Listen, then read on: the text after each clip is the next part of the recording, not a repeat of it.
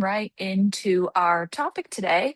I just wanted to start out with giving you just a little bit about what we do here at Reviewr and why we're hosting this webinar.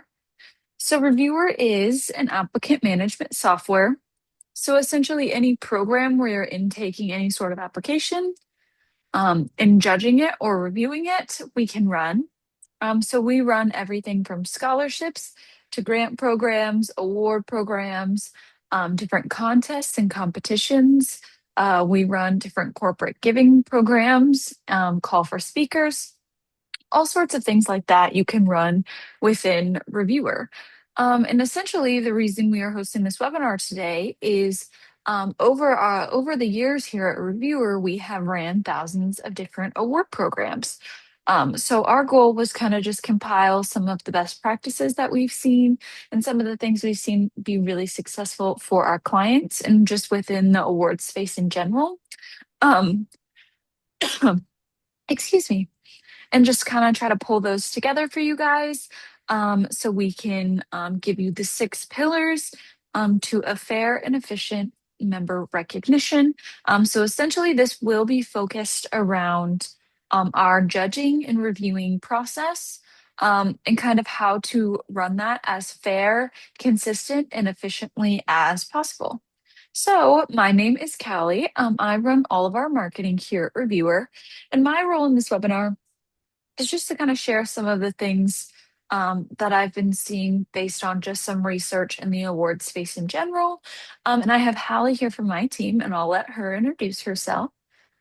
Yeah, I'm Hallie. I'm a part of the customer success team here at Reviewr. So I work with all of our clients from the time they're onboarded and get their program into Reviewr, kind of help them build it out, figure out the best way to intake those submissions, and then kind of help them as I start to bring in those submissions, set up that evaluation process, and then kind of close it out, discuss feedback, things we want to do differently or do the same for next year, and then get that event closed out and ready for next year's event. So I kind of have that insider perspective of understanding why all of our clients are coming to review or understanding their issues and struggles with past programs and ways that they went about running their events, and then understanding kind of what they're looking for with Reviewr and also for in the future with us. All right, awesome. We are going to go ahead and hop right into it. So, I wanted to start out by kind of going over a little bit of an agenda so you can see the 6 pillars, and then we will jump right into them.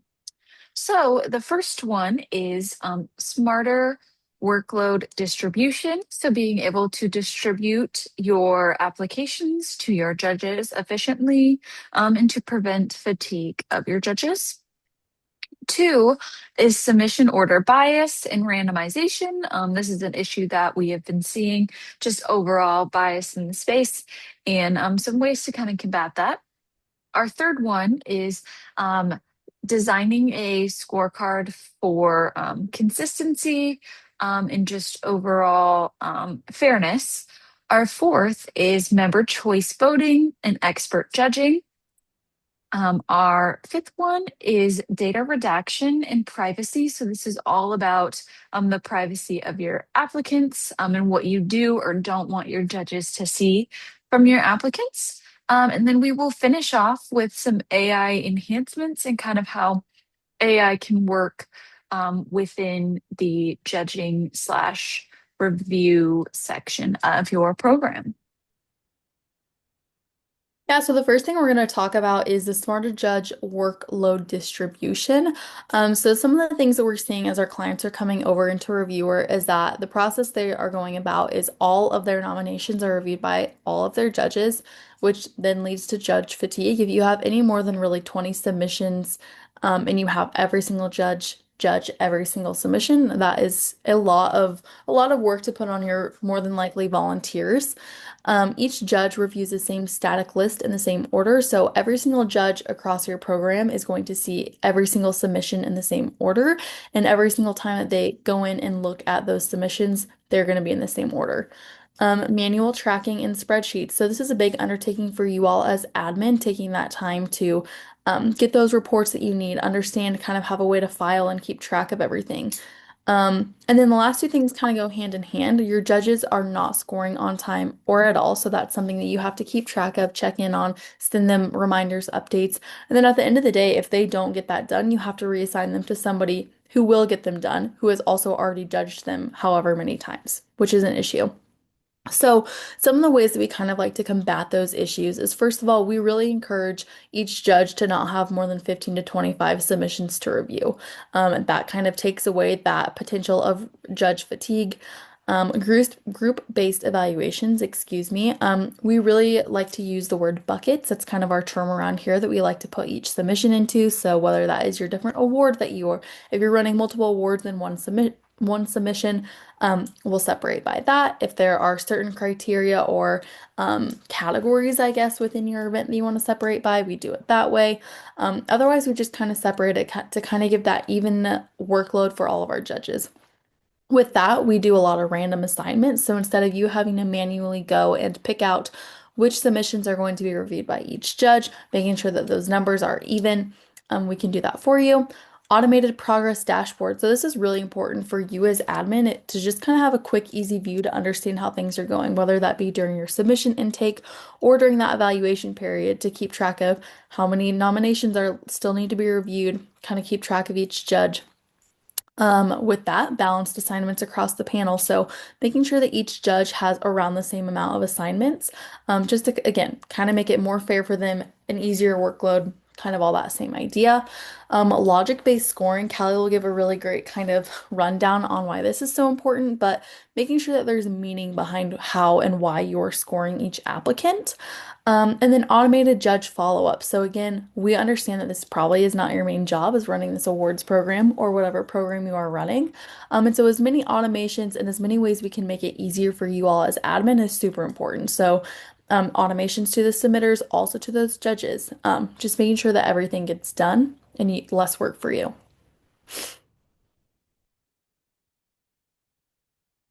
With that, all of these kind of run in with that first slide, but to go a little bit more in depth with our submission orders bias and then also randomization. So the first thing is going to be the first nomination effect. So typically what we see is all of the other programs that are being ran, we have all the submissions in a list from top to bottom, A to Z. So those first few submissions that those judges are going to be reviewing, they're going to be attentive, pay great attention to detail, be kind of really ready to score and put their best effort in. By the time they get to their 15th, 16th, get down there, their attention to detail is gone. It just kind of going into our next topic, you get that end of queue fatigue. So you get to your bottom few and you just kind of you see the finish line, you're ready to be done, and your scores reflect that. So that's really important just because we want to make sure we're giving every applicant, every submission a fair shot. So changing the queue on that, moving down to our randomized queues, is a really great way to make sure that each submission is getting that fair option. So this means that every single time that every judge enters their evaluator portal, there's going to be a different order of submissions. So no judge is going to have that same order. And then also, every time they log in, it's not going to be that same list. So they have each applicant has that chance to be that top submission and receive that best attention to detail. And then the last thing that we'll kind of talk about is the multiple review round. So this is ensuring that each judge or each submission, excuse me, is reviewed by multiple judges. It's re-randomized.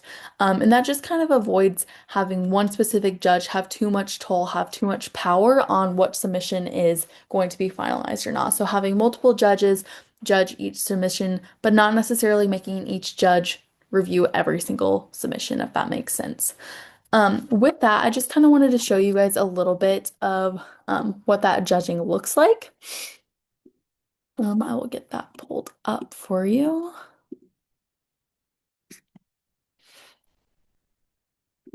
Sorry about that. Wait.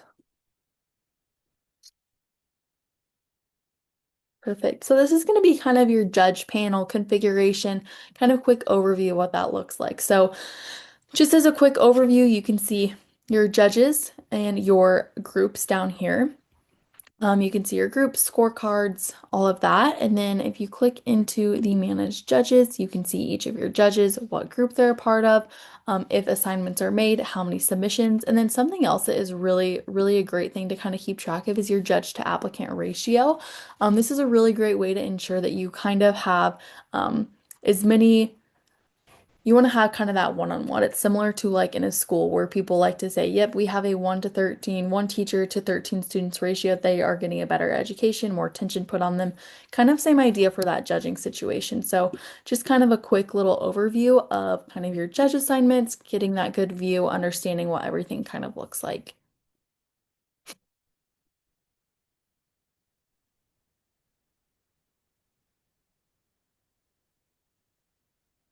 Perfect. And then the next thing that we'll kind of go over is the assignment models that work. So creating buckets, which we kind of talked about, and I'll show you in a minute. Randomizing, so making sure that we have those random assignments, different orders are coming up. Monitor tracking those real-time progress dashboards, and then complete aggregate scores with full audit trail. So manual assignment. While we really want to kind of get away from that just because it's so time consuming for your admin, it's still that option. If you kind of want, there's a situation where you need to avoid that bias, or you know that certain judges need to be paired with specific groups, whatever that might be, you still have that option. And it's a great way to kind of handle those bias, conflict of interest, whatever that might be. Batch groupings, a lot of the award programs that we run, we do multiple awards within one submission. So there might be 10 different awards that they have to choose from. They can apply for up to five and then kind of batch from there. So when they click submit, they're automatically going to be put into those awards that they're applying for, which is super helpful for admin because that's one less manual step. You know, as soon as they submit what all they're applying for. And then automated random. So that's kind of going with that unbiased distribution, excuse me, balanced workloads, and then all your submissions are going to get multiple reviews, kind of avoid that bias. I'll show you a little bit what that grouping looks like. It's pretty simple and it can be kind of whatever you want it to look like. But just a good view of all of your groups, how many submissions are in each group. Obviously, when you start, there won't be any, but this event, for example, is done, so we can see how many submissions are in each group. There's a final selection group. Really great way to utilize that is if you're doing a multi-phase event, super helpful. Another thing to kind of look at is scorecards. We really encourage having different scorecards that are specific to each category or award you're having, just ensuring that it's nothing too broad to where something is looked over. We want to be specific and make sure each award is evaluated properly. Back over to that judges, just kind of getting that view, how many judges are in each group, submissions in each group, that ratio, which is super important. Assignments, you can track that, kind of look at how the assignments are set up. You can do different assignment management for each different group if you would like. We can look into that a little bit later. And then just kind of how your schedule is looking for each individual group. This really only will be helpful and important for those multi-phase, but if it's a great, easy way that you like to keep track of things, that's awesome as well.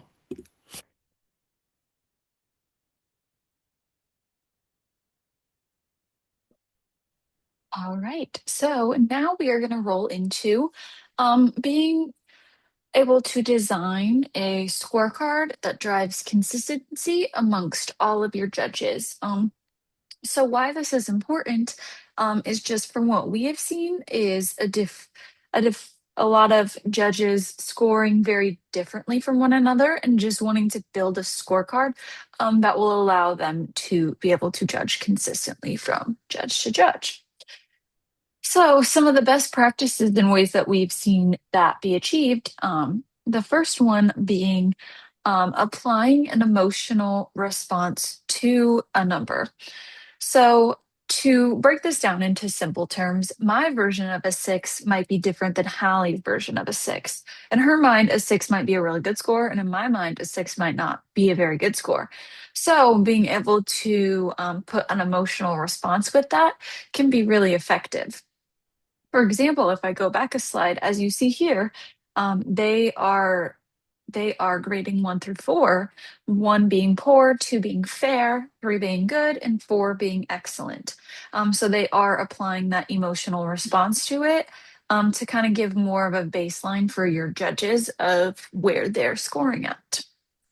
The next idea or best practice is aligning with your organization's mission, vision, and values. So this is writing your questions and your scorecards, what you're evaluating on, based on your organization's individual values.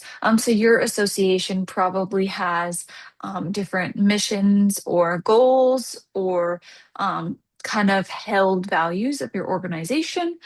So making sure that your scorecards are written for that can be super helpful. And then up at the top here, we have Wait What Matters, which essentially is adding more weight to the questions that you feel are more valuable based on your organization's mission. So if you have one question that you feel as an organization is more important or more valuable, you might weight that, say 30-40% of their score, versus some might be less, and anything in between, depending on how you value your different questions that are being asked. And to follow that up, we have matching the scorecard to the application, making sure that your questions versus what they're being scored on correlate. And then right on down here, we have requiring a justification. We have seen where clients will require a justification no matter what score the judges give. And then we have seen a lot of clients have success with outliers. So if everybody scores an applicant a 6 and you have one judge that scores them a 2, then requiring that judge to provide a verification or a justification on kind of why they did that. So you're able to go and look through on why they gave that score. They also might give a super high score, low score, whatever it is, just being able to justify why they gave that, or it might cause them to take another look um, at their um, at their scorecard. And then the last one we have is calibration sessions. So this is you guys meeting with your judges, you admin meeting with your judges or your reviewers before they actually start reviewing, kind of give them samples, expectations, what you feel is most valuable, what you're looking for. You also might give them examples of really high scoring or low scoring applications so they can kind of all get an idea of where they should be at and help them all be kind of aligned to create some consistency for your judges. The next topic we're kind of going to talk about is the member choice voting and expert judging. So this is just a really great way to not only get more members of your organization involved, but also your community. So whether that be your organization outside of your specific office work group, or that be your actual community where you live, it's a really great way to get everyone involved, which drives traction, more company buzz around your award that you are running, and then overall just greater numbers for you, which is at the end of the day kind of what you're looking for. So first thing, kind of touching on that community participation, a really great way to do this is to do a people's choice or members choice. So this can be members within your organization choosing that kind of award, or someone in your community um, who in your organization, I guess, is making that impact on your community that deserves that award. Um, Member education. So just kind of creating that awareness and inspiration, but beyond the nominees. So kind of just informing all your voters, giving them that opportunity to understand everything that's going on around your organization. Website traffic driver, any of the public voting, organizational voting, it's going to bring members back to your platform repeatedly. Again, kind of getting that workplace community buzz, engagement numbers go up, which then leads to greater opportunities within those actual awards. And then community investment. So we're talking a lot about getting the community involved, and that just kind of shows that you care and you value the opinions of the community and people outside of your organization, which is a really great opportunity to allow you guys to bring in new spectators, stakeholders, whatever that might be. So just to kind of give you a quick little preview of what that looks like, I can show you that member voting. So you will have a link that you can share out with your community or organization, however you like to do so. And then we can take them to this voting page. So a really great way to kind of incorporate maybe those who did not win the awards, but maybe show all of your nominees, show everyone who had that chance that someone spotlighted them. They earned a spot to be considered for an award. From there, we can click into each individual kind of profile. You guys have the ability to decide what is on this profile, what kind of information you want to showcase, maybe why they were considered for this award or why they received it.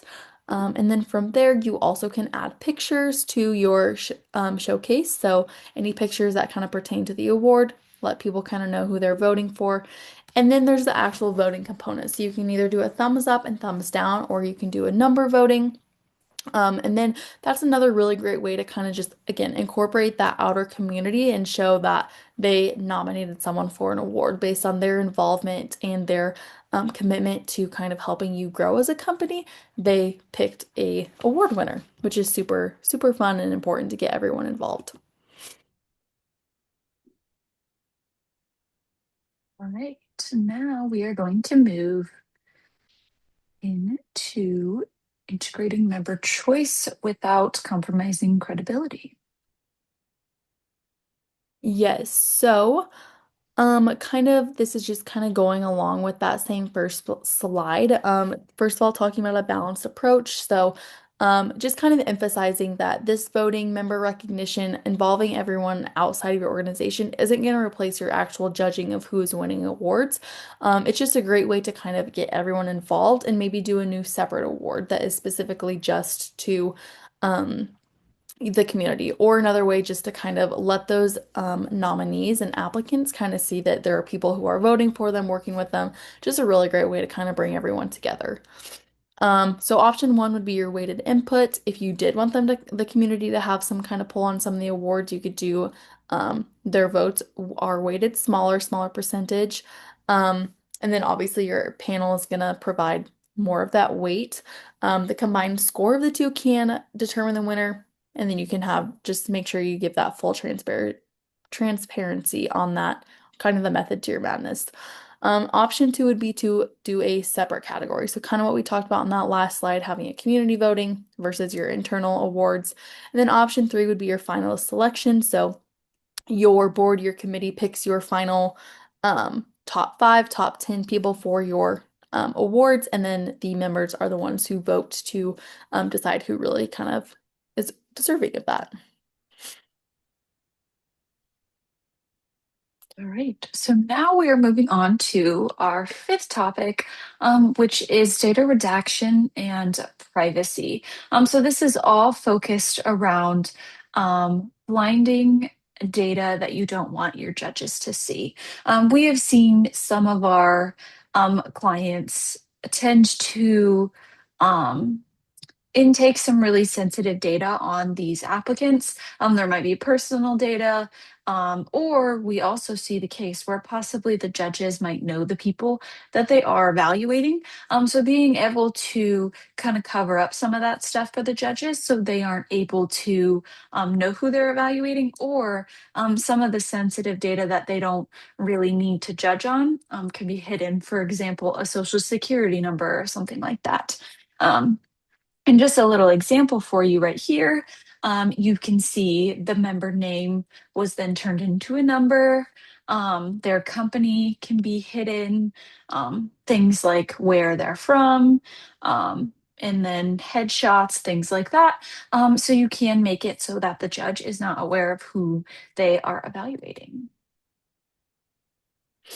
Yes, and then this last topic that we're going to spend a little bit of time on is talking about using our AI tools and enhancing kind of your review oversight. So we're in the world where AI is kind of overtaking, so we're going to use this to our advantage and we're going to make our lives easier with it.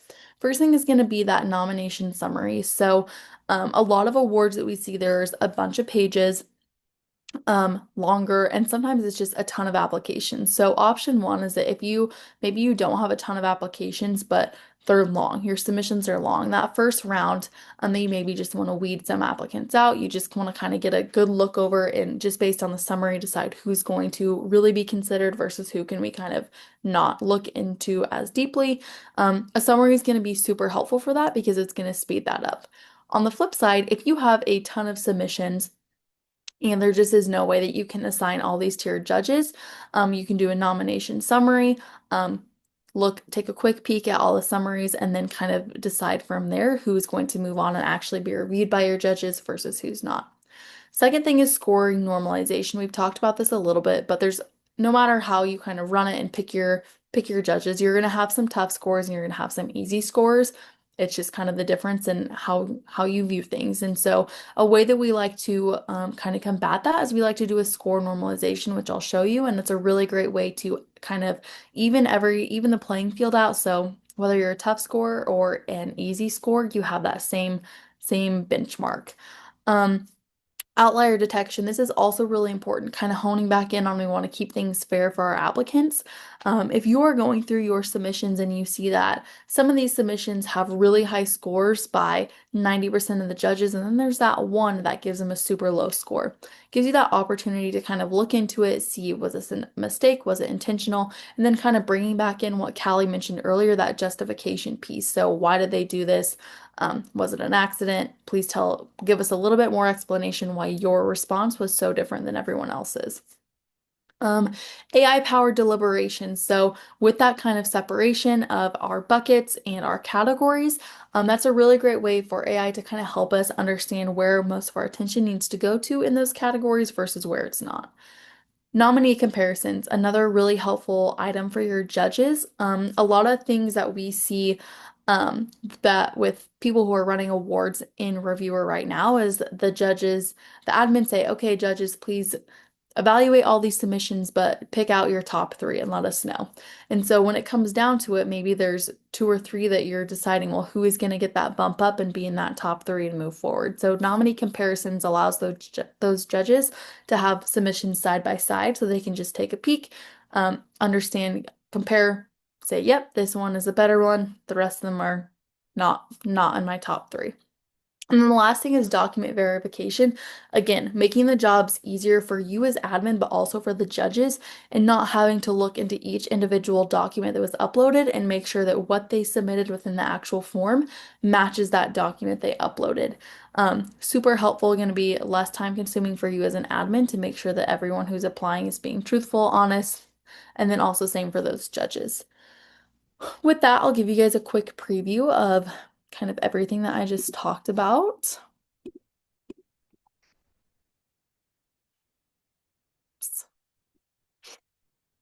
First thing I'm going to kind of show you guys is that normalization that we talked about. So what that is going to look like is so each judge is going to be given an average number that they gave each score. So based on all the submissions they reviewed, they get an average number of, say, 72. Daniel Lee scored each submission on average of 72. Oh, that was the applicant, excuse me. I scored everyone on average a score of 72. So, based on that, my benchmark is going to be 72 is equal to 1. So Callie, for example, she on average scored everyone a 93. So her benchmark of 93 is going to equal 1. So for her, anything above 93 is going to be above average. Anything below is going to be below. For me, anything above 72 is going to be above average. And for anything below, it's going to be below. So based on that, giving those judges those benchmarks, they then can kind of take that average score and then it notifies and just kind of flags for you if these are above average or below average. This is really important just because those submitters who are getting those easier scores, who are naturally getting higher points, it's not going to weigh them too heavily in comparison to those who maybe are getting just as equally as good scores per judge, if that kind of makes sense. So kind of just evening out that playing field. Moving on over here to this application summary. And so you can kind of see over here that we have our application, it's listed, and then we have the option to where if you want to get a summary of the entire submission, we will click View Summary, and it's going to give you a summary of everything on that submission form.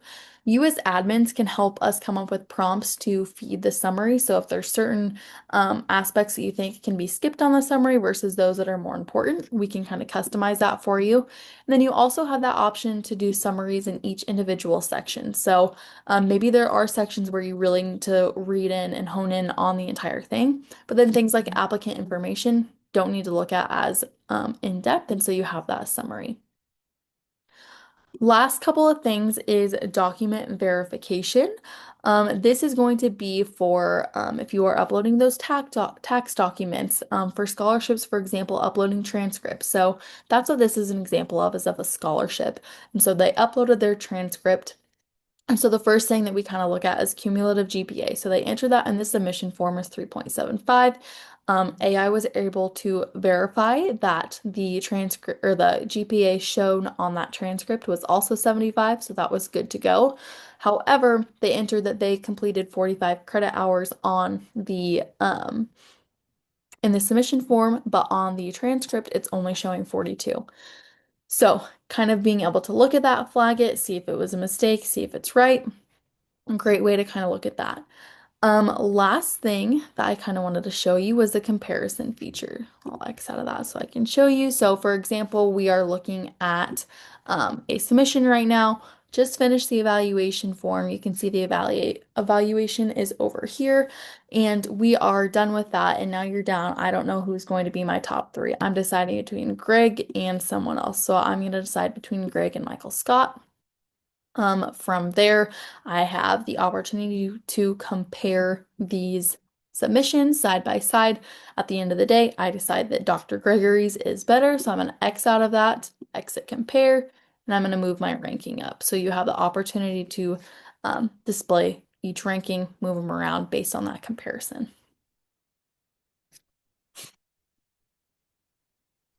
Great. And lastly, we are going to finish off with just a little checklist to kind of go over before you start up your award programs, just to kind of pull together all of the different pieces that we talked about, and making sure that you are prepared. So we are going to start with the checklist of things before your judging actually starts. So that would be making sure you limit the workload to 15 to 25 for each of your judges.